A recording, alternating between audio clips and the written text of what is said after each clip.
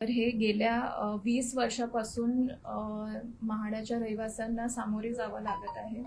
तर NA tax असो, service charges असो, मेंटेनन्स चार्जेस असो, तर हे दुहेरी टॅक्स त्यांना भरायला लागत आहे.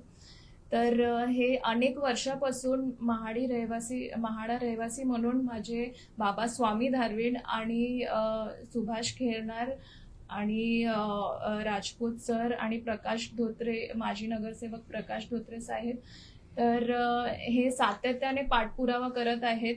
आणि मग मी निवडून आल्यानंतर मग आम्ही आमदारांना पत्र दिला 14 मार्च रोजी, आणि त्यांनी 16 मार्च रोजी त्यांनी ह्या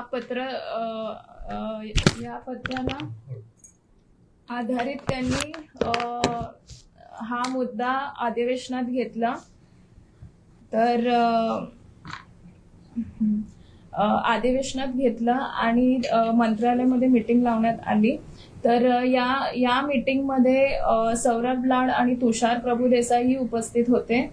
तर हा प्रश्न खूप म्हणजे कालावधीपासून राहिलेला आहे. तर आपली प्रयत्न हीच आहे की हा प्रश्न सुटावा आणि लोकांना न्याय भेटावा. जे दुहेरी टॅक्स भरायला लागतं तर ते न भरता त्यांना पण एक टॅक्स असलं पाहिजे. तर हीच आपली प्रयत्न आहेत आणि ह्याचा पाठपुरावा आम्ही करत राहू.